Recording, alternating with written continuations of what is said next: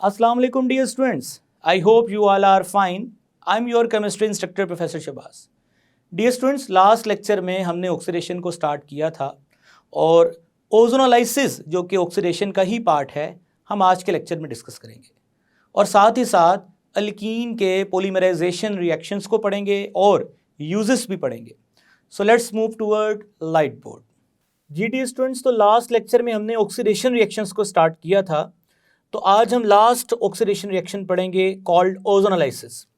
सबसे पहले इस रिएक्शन का फ़ायदा लिखते हैं. ओजोनोलाइसिस का हमें सबसे बड़ा फ़ायदा क्या है? ये एक सिंथेटिक टूल के तौर पे रिएक्शन भी यूज़ होता है. अब सिंथेटिक टूल का मतलब ख़ास तरह के केमिकल्स को प्रोड्यूस करने के लिए. दूसरा स्टूडेंट्स, इसका एक और फ़ायदा है. It is use to locate the position of double bond. यानी डबल बॉन्ड की जो पोजीशन है ना, हम उसका पता करवा सकते हैं इन अल्कीन के अंदर. जैसे 1 ब्यूटीन है, 2 ब्यूटीन है, ये कैसे पता चलेगा? तो हम इससे पता करवाते हैं. देखते हैं कैसे पता चलेगा. सो स्टूडेंट्स, अब इसका रिएक्शन स्टार्ट करते हैं. सो रिएक्शन में सबसे पहले जो इंपॉर्टेंट चीज़ है, हमें ये जानना पड़ेगा. तो स्टूडेंट्स, रिएक्शन स्टार्ट करने से पहले सबसे पहले जो इंपॉर्टेंट चीज़ है, हमें ये पहले समझना पड़ेगा कि ओजोन जो है O3, ये एक एलोट्रोपिक फॉर्म है ऑक्सीजन की. तो ये हम सब इसको जानते हैं. सो रिएक्शन में हम यहाँ पे यूज़ कर रहे हैं HCH double bond H and H. This is ethene.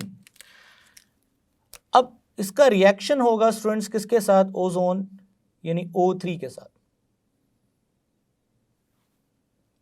अब ओजोन जो है ये स्टूडेंट्स इन पाई बॉन्ड्स की तरफ अट्रैक्ट होगा और यहाँ पे ऐड होगा, एडिशन रिएक्शन होगा. So finally you will get HCH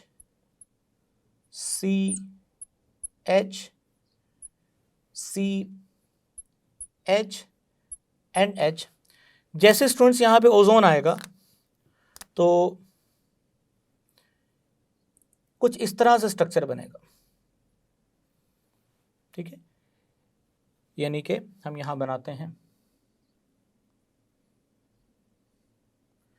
ये जो बॉन्ड है ये टूटेगा और इन ऑक्सीजन के साथ इनके इलेक्ट्रॉन्स शेयर हो जाएंगे. सो स्टूडेंट्स, ये जो स्ट्रक्चर बना है हम इसको मोलोजोनोइड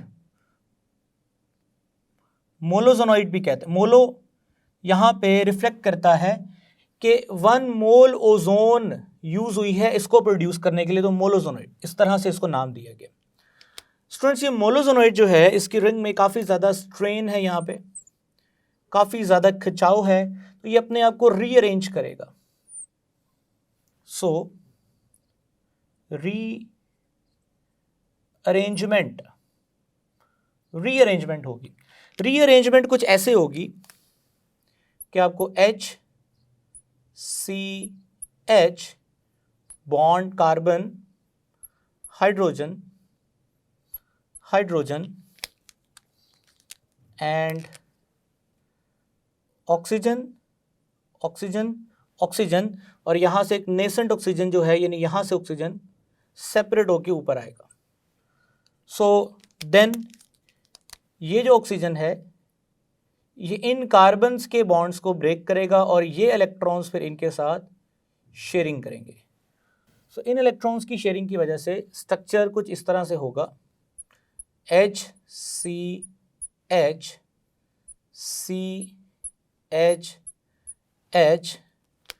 और चूंकि अब ये बॉन्ड नहीं रहेगा सेंटर में, सो हम इसको यहाँ से ख़त्म कर देते हैं इस बॉन्ड को.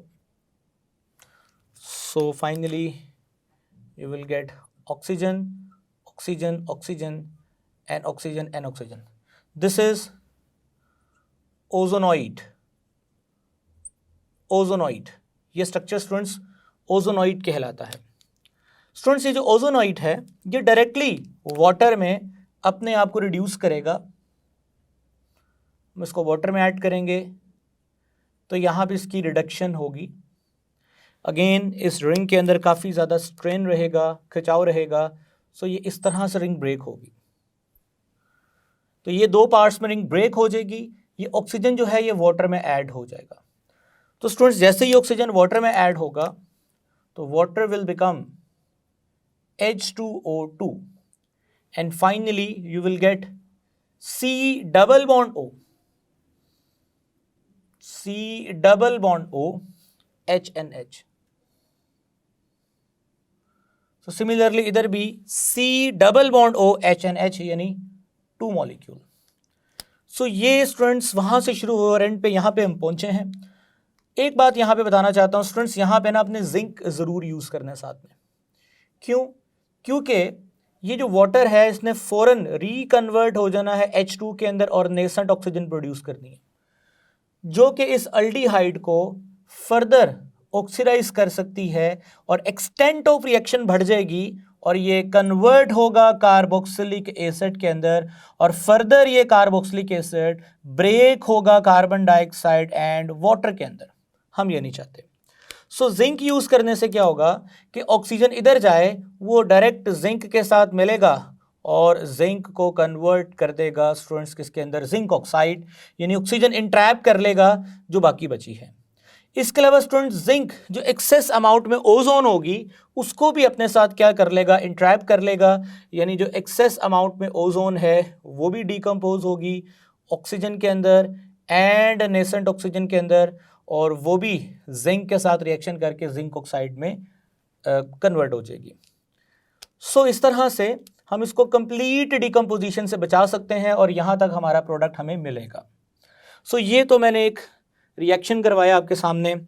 स्टूडेंट्स अब मैं ना इसके ना ये जो सिंथेटिक टूल और ये जो locate the position of double bond ये कैसे करता है ये बताने वाला हूँ। सबसे पहले आप ना इस रिएक्शन को थोड़ा चेंज करो। इस H की जगह पे अब हम चेंज करके लगाने वाले हैं CH3, CH double bond CH3 and H, यानी मैंने यहाँ पे ये चेंज किया। अब मैं सारा रिएक्शन लिखने की बजाय आपसे सिर्फ ये कहूँगा कि आपने नोटिस किया है कि इस पूरे रिएक्शन के दौरान सिर्फ यही वाला पोर्शन हमने डिस्कस किया है। कार्बन के इतराफ़ में क्या लगा है वो हमने डिस्कस ही नहीं किया। यहाँ पर भी देखें, अगर आप नोटिस करें, यहाँ पर भी नोटिस करें आप, ठीक है, यहाँ पर भी नोटिस करें। सो अल्टीमेटली जो हमारे पास डबल बॉन्ड था वो कन्वर्ट हुआ है कार्बोनाइल के अंदर। बाहर उसके साथ जो आर्म्स थी या सब्स्टिट्यूएंट्स थे वो वैसे के वैसे ही हैं। सो इसका मतलब है स्टूडेंट्स जब हम इसकी ओजोनोलाइसिस करवाएंगे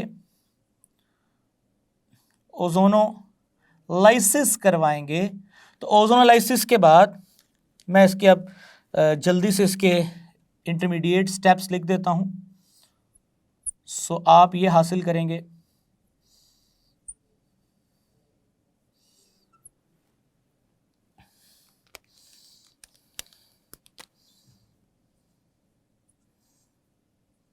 ठीक है, इसके बाद आप इसको देखेंगे ये कन्वर्ट होगा किसके अंदर, कन्वर्ट होगा CH3CH एंड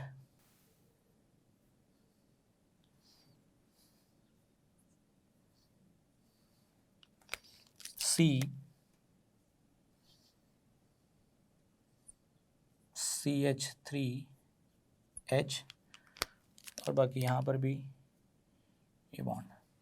उसके बाद स्टूडेंट आपने देखा ये यहाँ से ब्रेक होगा, ये यहाँ से ब्रेक होगा और ऑक्सीजन का रोल आपने देखा यहाँ पे इस ऑक्सीजन को कौन कैप्चर करेगा। स्टूडेंट इस ऑक्सीजन को कैप्चर करेगा वाटर जो कि कन्वर्ट होगा H2O2 के अंदर। खैर बाद में इसको कैप्चर करेगा जिंक और ये जिंक ऑक्साइड में कन्वर्ट होगा और वाटर रिकन्वर्ट होगा H2 के अंदर। और इस दौरान ये जो प्रोडक्ट मिलेगी आपको वो क्या मिलने वाली है student, CH3C double bond O and H। और इधर भी क्या मिलने वाला है स्टूडेंट्स आपको, यानी 2 मॉलिक्यूल्स मिलने वाले हैं इसके, CH3 C double bond OH। तो स्टूडेंट्स सारे रिएक्शन से समझाना क्या चाहता हूँ आपको, जो चीज़ समझने वाली है, आप क्या कर सकते हैं स्टूडेंट्स, आप ये प्रोडक्ट जो बनी है ना उसको रिएक्शन के एंड पे इस तरह लिख दें,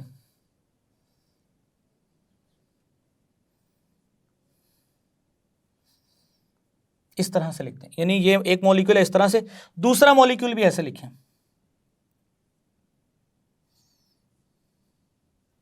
ठीक है।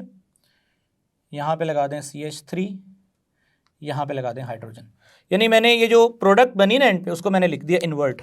आप यहां से ऑक्सीजन गायब कर दें और कनेक्ट कर दें डबल बॉन्ड को। जब आप ये करेंगे तो आपको क्या मिलेगा, HC CH3 double bond CH CH3। तो ये आपने प्रोडक्ट को कन्वर्ट कर लिया वापस किसके अंदर, रिएक्टेंट के अंदर, यानी आप प्रोडक्ट से रिएक्टेंट प्रोडिक्ट कर पा रहे हो यहाँ पे।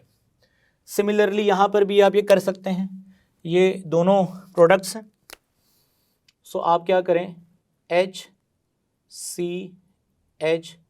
Double bond O C double bond O H and H। Again आप इनको गायब कर दें, इनको कनेक्ट कर दें आपस में। स्टूडेंट जब इनको कनेक्ट करेंगे आपस में तो you will get HCH double bond CH H। तो स्टूडेंट्स आपने क्या किया है, आपने प्रोडक्ट को एक्चुअली रिकन्वर्ट कर लिया है, प्रिडिक्ट कर दिया है, प्रोडक्ट को देख के किसको प्रिडिक्ट किया, रिएक्टेंट को। सो अब आपने ना इस चीज़ को समझने के बाद आपको ये पॉइंट समझ आने वाला है। लेट्स से मैं कहता हूं जी मेरे पास एक टेस्ट ट्यूब है और उस टेस्ट ट्यूब के अंदर एक अल्कीन है, मुझे नहीं पता कि इस अल्कीन का स्ट्रक्चर क्या है, मैं नहीं जानता। सो अब मैं क्या करूंगा, इस अल्कीन की स्टूडेंट्स ओजोनोलाइसिस करवाऊंगा। ओजोनोलाइसिस करवाने के बाद मुझे जो प्रोडक्ट मिलने वाला है वो प्रोडक्ट मुझे पता है वो कार्बोनाइल कंपाउंड्स हैं, क्योंकि अल्टीमेटली हो तो यही रहा है कि जो डबल बॉन्ड अल्टीमेटली वो कार्बोनाइल में चेंज हो रहा है। सो अब मैं इस कार्बोनाइल कंपाउंड की डिटेक्शन के लिए स्पेक्ट्रोस्कोपिक मेथड्स यूज करूंगा। अब ये स्पेक्ट्रोस्कोपिक मेथड्स क्या होते हैं स्टूडेंट्स, ये हायर क्लासेस में जाके आप पढ़ेंगे। जस्ट लाइक फिंगरप्रिंट्स, यानी आप किसी इंसान को उसके फिंगरप्रिंट से पहचान सकते हैं, इसी तरह से आप कार्बोनाइल कंपाउंड्स, इसके अलावा और भी बहुत सारे कंपाउंड्स होते हैं, हम स्पेसिफिकली कार्बोनाइल की बात कर रहे हैं। सो कार्बोनाइल कंपाउंड्स की आप स्पेक्ट्रोस्कोपी करवा के, मैं यहाँ पे मज़ीद मुश्किलात नहीं पैदा करना चाह रहा, स्पेक्ट्रोस्कोपी को भी आगे एक्सप्लेन करूँ। ये थोड़ा बहुत आपने चैप्टर 5 में एब्जॉर्प्शन एंड एडजॉर्प्शन स्पेक्ट्रम में इसको ज़रूर थोड़ा डिस्कस किया होगा। तो स्टूडेंट्स हम कार्बोनाइल कंपाउंड की स्पेक्ट्रोस्कोपी करवा के इन कार्बोनाइल कंपाउंड्स के स्ट्रक्चर्स फाइंड करते हैं, जब हमें स्ट्रक्चर पता चलता है कि कार्बोनाइल कंपाउंड जिसकी ओजोनोलाइसिस से मिले हैं उनके स्ट्रक्चर्स क्या हैं with the help of spectroscopy, तो हम उन स्ट्रक्चर्स को देख के इस अल्कीन के स्ट्रक्चर को प्रिडिक्ट कर सकते हैं। लेट्स से मैं कहता हूं जी आपके पास ये जो अल्कीन है, आपने इसकी ओजोनोलाइसिस की, आपको जो प्रोडक्ट मिली, जो स्पेक्ट्रोस्कोपी से आपने स्ट्रक्चर फाइंड की है, आपको मिला है जी एसीटोन मिला है, और दूसरा आपको मिला है और एसिटल्डिहाइड। सो ये रिजल्ट आया इसकी ओजोनोलाइसिस करने पे। सो मैं क्या करूँगा, सबसे पहले मैं एसीटोन बनाऊँगा, CH3 C double bond O CH3, और फिर मैं एसिटल्डिहाइड बनाऊँगा, यानी C double bond O CH3 and H। अब क्या करेंगे, मतलब ये मैंने रिजल्ट, अच्छा सिंपल, मुझे ऑक्सीजन यहाँ से गायब करने हैं दोनों। जैसे ही मैं ऑक्सीजन गायब करूँगा और जो स्ट्रक्चर बनेगी वो स्टूडेंट इस अल्कीन की, यानी ये मैंने प्रोडक्ट से रिएक्टेंट को प्रिडिक्ट कर दिया। स्ट्रक्चर बनाएं, CH3 C CH3 double bond C CH3 and H। आपको पता चला कि जो आपके पास अल्कीन है ना वो ऐसी है। इजीली आप देख सकते हैं डबल बॉन्ड की पोजीशन जो है कौन सा नंबर पे है students, first carbon, second carbon, दूसरे नंबर पे है। सो ये आपने लोकेट कर लिया, किसको, position of double bond in alkyne. दूसरा स्टूडेंट्स, सिंथेटिक टूल क्यों बोला, क्योंकि आप अल्कीन को यूज करके अपनी मर्जी से, आपको पता है कि ये वाली अल्कीन यूज करेंगे तो इस तरह के कार्बोनाइल कंपाउंड्स बनेंगे। तो कार्बोनाइल कंपाउंड्स को सिंथेसाइज करने के लिए और फर्दर उन्हें कार्बोक्सिलिक एसिड्स में कन्वर्ट करने के लिए ये रिएक्शन यूज होता है as a synthetic tool. I hope कि ये सारा जो प्रोसीजर है ये आपको अच्छे से समझ आ गया है। मैंने आपको टेक्निकल पॉइंट सारे क्लियर कर दिए हैं। अब आपके सामने किसी भी तरह का प्रोडक्ट आए, आप रिएक्टेंट को क्या कर दोगे, प्रिडिक्ट कर दोगे। सो स्टूडेंट्स, अब मैं दोबारा से उन 3 पॉइंट्स को रिपीट करना चाहता हूँ कि ऑक्सीडेशन प्रोसेस जो थे वो nature of oxidising agents, condition of oxidising agents and extent of oxidising agents. Nature of oxidising agent में आपने ये देख लिया कि इस ऑक्सीडाइजिंग एजेंट की और अल्कलाइन KMnO4 नेचर डिफरेंट है। एक्सटेंट, रिएक्शन को किस हद तक आगे बढ़ा सकते हैं, ये एक्सटेंट ऑफ अ रिएक्शन है। उसके अलावा स्टूडेंट्स कंडीशंस आप देख सकते हैं, लाइक हमने सिल्वर ऑक्साइड यूज़ किया था high temperature, alkaline KMnO4 use किया था कोल्ड कंडीशन में, यहाँ पे -78 डिग्री है, तो ये कंडीशंस हैं। सो ओजोनोलाइसिस के बाद स्टूडेंट्स ऑक्सीडेशन रिएक्शंस कंप्लीट हो चुके हैं। अब हम नेक्स्ट जो रिएक्शन स्टार्ट करने वाले हैं वो है जी पॉलीमराइजेशन। जी स्टूडेंट्स, तो नेक्स्ट हमारा पॉइंट है अल्कीन के पॉलीमराइजेशन रिएक्शन।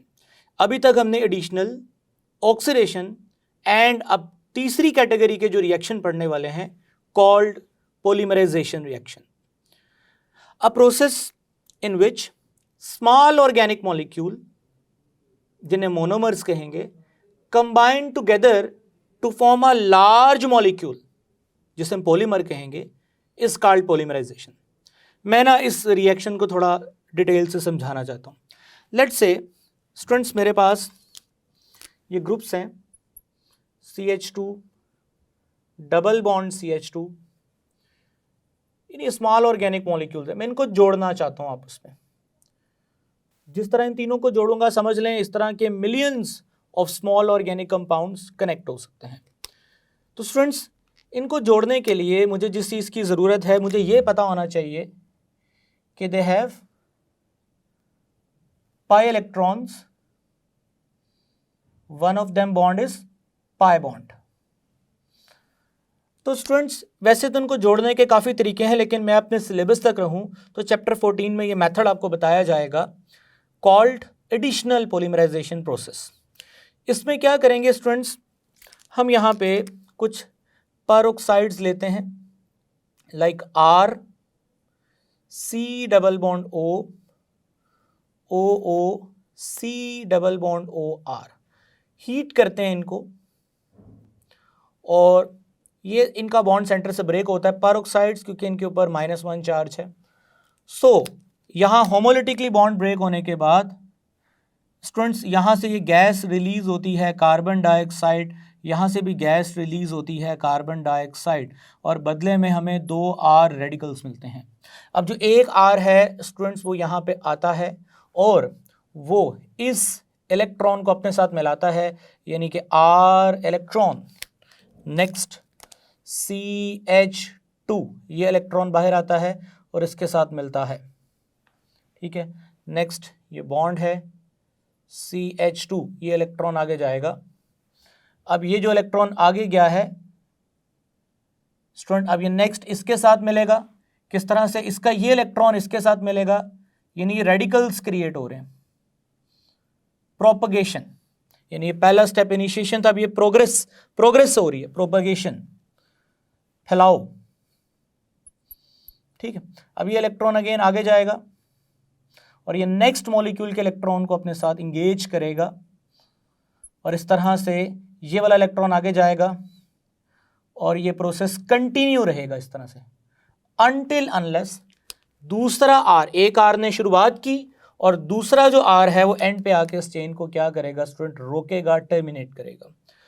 सो इस तरह से मैंने इसको इसके साथ कनेक्ट करवाया, इसको इसके साथ कनेक्ट करवाया और आगे ये कनेक्ट होता जाएगा। ये कनेक्शन वाला जो प्रोसेस है इसी को तो पॉलीमराइजेशन कहते हैं स्टूडेंट। अब इसको हम लिखेंगे कैसे, हम ब्रैकेट पुट करेंगे, एक यहां पर भी ब्रैकेट पुट करेंगे और लिखेंगे n number of units connect हैं आगे, ठीक है। यानी आप देख सकते हैं इस तरह के इधर भी और इधर भी n नंबर ऑफ यूनिट्स हैं। अगर हम ब्रैकेट यहां पुट करेंगे तो डेफिनेटली हमें इधर n नहीं पुट करना पड़ेगा, सिर्फ इधर ही n पुट करना पड़ेगा क्योंकि इस तरह के यूनिट्स की आगे रिपीटेशन होती जाएगी।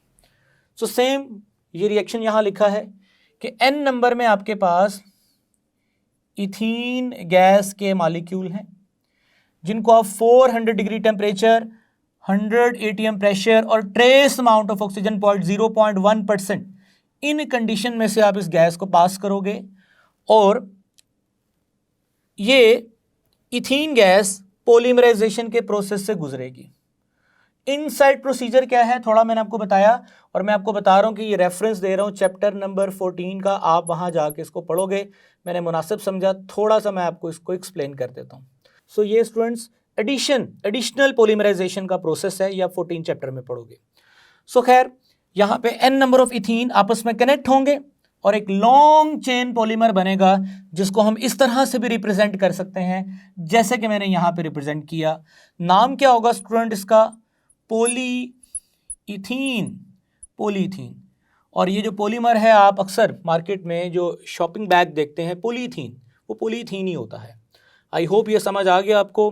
अ good quality polyethene is obtain when ethene is polymerised in the presence of aluminium triethyl aluminium या titanium tetrachloride as a catalyst use करें तो गुड क्वालिटी का पॉलीइथीन आप हासिल कर सकते हैं।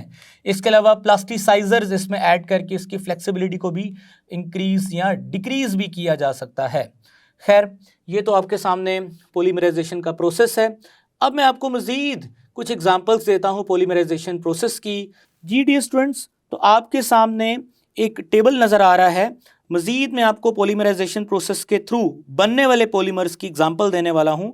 आपको जो टेबल नज़र आ रहा है स्टूडेंट्स उसमें 4 कॉलम हैं। पहला कॉलम अल्कीन्स के मोनोमर्स यानी वो यूनिट्स जो कनेक्ट होंगे, पॉलीमर्स, स्ट्रक्चर्स और लास्ट पे इनके यूजेस नज़र आ रहे हैं।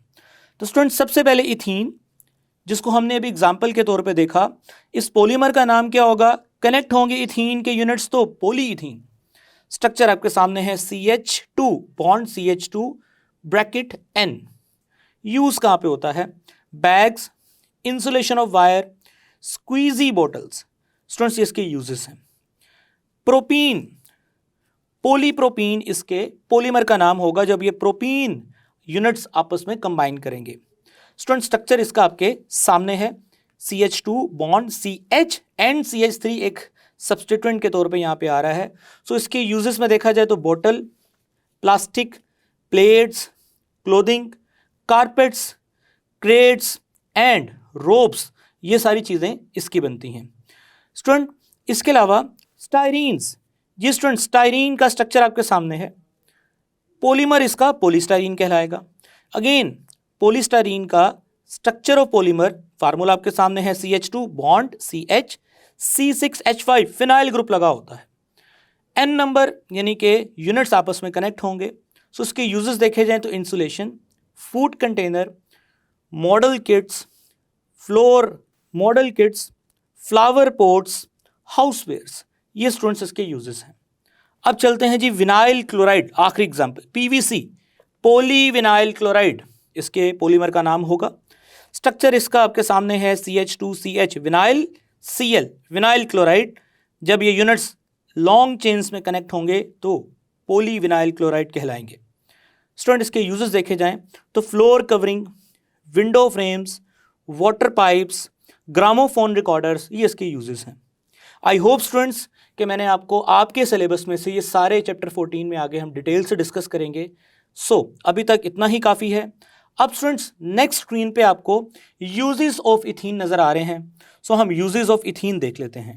जी students, ethene is used for the manufacture of polyethene, a plastic material used for making toys, cable, bags, boxes.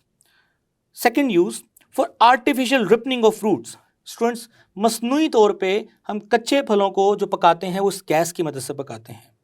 As a general anaesthetic, बेहोशी, एनेस्थेटिक बोलते हैं बेहोशी की दवाई।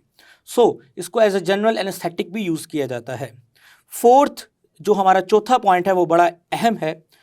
For preparing mustard gas. Mustard gas students एक chemical use है जो कि फर्स्ट वर्ल्ड वार में यूज़ किया गया था। आप इसकी इक्वेशन भी देख सकते हैं। इसमें हम करते क्या हैं students, CH2 double bond CH2 का रिएक्शन करवाते हैं डाई सल्फाइड। जी स्टूडेंट, इसका रिएक्शन भी लिखा हुआ है किताब में, आपको स्क्रीन पे रिएक्शन भी नजर आ रहा है। CH2 double bond CH2 react with S2Cl2 dichlorodisulphide. Dichlorodisulphide student, जब ये रिएक्शन होगा तो आपके पास जो प्रोडक्ट बनेगी वो आप देखें, उसका नाम है 2,2 dichloro ethyl sulphate called mustard gas. Students, साथ में सल्फर प्रेसिपिटेट होगा। Next, it name occurs from mustard like order. Mustard like order student, mustard like smell होती है इसकी, so that's why this gas is also called mustard gas. Students, mustard सरसों को बोलते हैं, सरसों। It is not a gas, ये याद रखिए, ये कोई गैस नहीं है, but a high boiling liquid. एक हाई बॉइलिंग लिक्विड है that disperse as a mist of tiny droplet, जो हवा में नमी की तरह फैल जाता है। इसकी जद में जो भी आता है उसके जिल्द पे बड़े बड़े पानी के छाले बनते हैं, जो कि एक बड़ा ही तकलीफ दे अमल है। It is a powerful vesicant, एक बड़ा ही पावरफुल वेसिकेंट है, यानी नमी को बाहर जज़ब करने वाला, एंड कॉज ब्लिस्टर, और इससे छाले बनते हैं। ये सारी बातें भी जो मैंने बताई हैं फोर्थ यूज में है। Fifth use, as a starting material for a large number of chemical for industrial use such as glycols, जो कि आपने पढ़ा, एंटी फ्रीजिंग एजेंट है, ethyl halides and ethyl alcohols. I hope students कि uses आप समझ गए हैं। Let's move toward light board. जी डियर स्टूडेंट्स, मैं उम्मीद करता हूँ कि आज के लेक्चर को आपने अच्छे से समझ लिया है। इंशाल्लाह ताला नेक्स्ट लेक्चर में हमारी मुलाकात होगी, और नेक्स्ट लेक्चर में हम अल्काइंस को शुरू करेंगे। अल्केन्स जो थे वो हमने अच्छे से पढ़ लिए, ख़त्म हो चुके हैं इसके जो रेलेवेंट टॉपिक्स थे। नेक्स्ट हम अल्काइंस को शुरू करेंगे। तब तक के लिए मुझे इजाज़त दें। टेक केयर, अल्लाह हाफिज़।